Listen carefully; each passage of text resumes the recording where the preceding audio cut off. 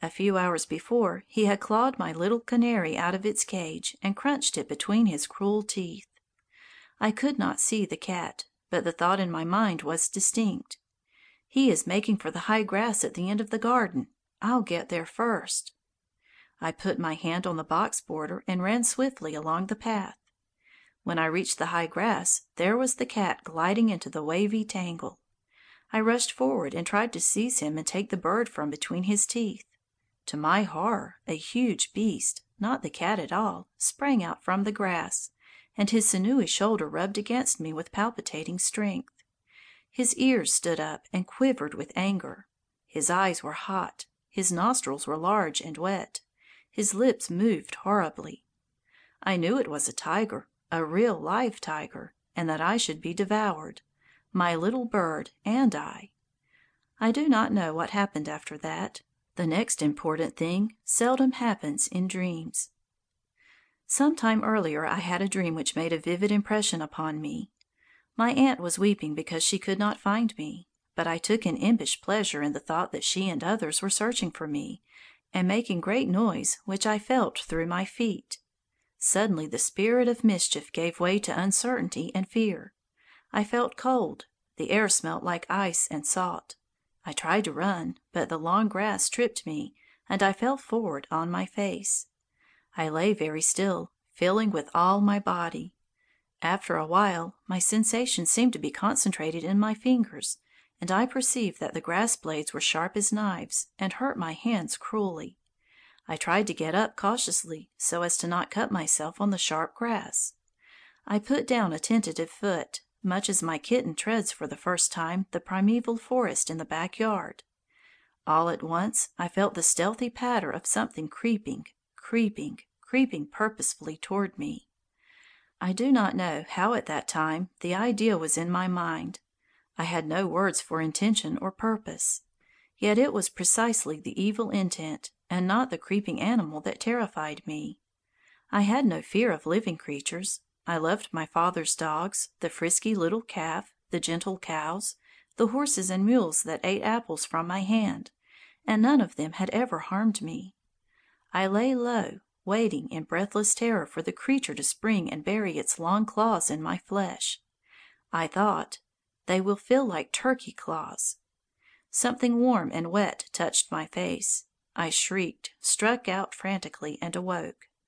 Something was still struggling in my arms. I held on with might and main until I was exhausted. Then I loosened my hold. I found dear old Belle, the setter, shaking herself and looking at me reproachfully. She and I had gone to sleep together on the rug, and had naturally wandered to the dream forest, where dogs and little girls hunt wild game and have strange adventures.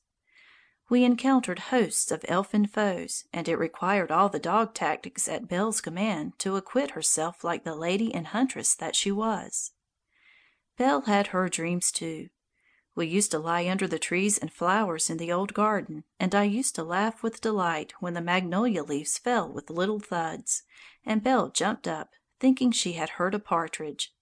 She would pursue the leaf, point it, bring it back to me, and lay it at my feet with a humorous wag of her tail, as much as to say, "This is the kind of bird that waked me." I made a chain for her neck out of the lovely blue paulownia flowers, and covered her with great heart-shaped leaves. Dear old Belle, she has long been dreaming among the lotus flowers and poppies of the dog's paradise. Certain dreams have haunted me since my childhood. One which recurs often proceeds after this wise. A spirit seems to pass before my face. I feel an extreme heat like the blast from an engine. It is the disembodiment of evil. I must have had it first, after the day that I nearly got burnt. Another spirit which visits me often brings a sensation of cool dampness, such as one feels on a chill November night when the window is open. The spirit stops just beyond my reach, sways back and forth like a creature in grief. My blood is chilled, and seems to freeze in my veins. I try to move, but my body is still, and I cannot even cry out. After a while the spirit passes on, and I say to myself shudderingly, "That was Death. I wonder if he has taken her." The pronoun stands for my teacher. In my dreams I have sensations, odors, tastes, and ideas which I do not remember to have had in reality. Perhaps they are the glimpses which my mind catches through the veil of sleep of my earliest babyhood. I have heard the trampling of many waters. Sometimes a wonderful light visits me in sleep. Such a flash and glory as it is! I gaze and gaze until it vanishes. I smell and taste much as in my waking hours, but the sense of touch plays a less important part. In sleep I almost never grope. No one guides me. Even in a crowded street I am self-sufficient, and I enjoy an independence quite foreign to my physical life. Now I seldom spell on my fingers, and it is still rarer for others to spell into my hand. My mind acts independent of my physical organs. I am delighted to be thus endowed, if only in sleep. For then my soul dons its winged sandals and joyfully joins the throng of happy beings who dwell beyond the reaches of bodily sense. The moral inconsistency of dreams is glaring. Mine grow less and less accordant with my proper principles. I am nightly hurled into an unethical medley of extremes.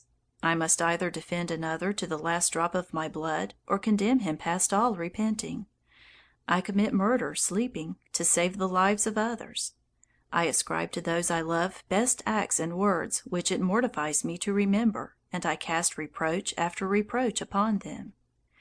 It is fortunate for our peace of mind that most wicked dreams are soon forgotten.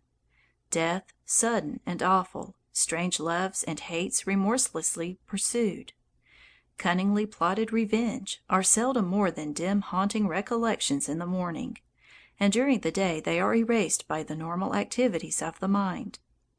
Sometimes immediately on waking I am so vexed at the memory of a dream fracas, I wish I may dream no more. With this wish distinctly before me, I drop off again into a new turmoil of dreams. Oh, dreams, what opprobrium I heap upon you! You, the most pointless things imaginable, saucy apes, brewers of odious contrasts, haunting birds of ill omen, mocking echoes, unseasonable reminders, oft-returning vexations, skeletons in my Morris chair, jesters in the tomb, death's heads at the wedding feast, outlaws of the brain that every night defy the mind's police service, thieves of my Hesperidian apples, breakers of my domestic peace, murderers of sleep. Oh, dreadful dreams that do fright my spirit from her propriety! No wonder that Hamlet preferred the ills he knew rather than run the risk of one dream vision. Yet remove the dream world, and the loss is inconceivable. The magic spell which binds poetry together is broken. The splendor of art and the soaring might of imagination are lessened because no phantom of fadeless sunsets and flowers urges onward to a goal. Gone is the mute permission or connivance which emboldens the soul to mock the limits of time and space, forecast and gather in harvests of achievement for ages yet unborn. Blot out dreams, and the blind lose one of their chief comforts, for in the visions of sleep they behold their belief in the seeing mind and their expectation of light beyond the blank, narrow night justified. Nay, our conception of immortality is shaken. Faith, the motive power of human life, flickers out. Before such vacancy and barrenness the shocks of wrecked worlds were indeed welcome. In truth, dreams bring us the thought independently of us and in spite of us, that the soul may right her nature, shoot large sail on lengthening cord, and rush exultant on the infinite. End of chapter 13.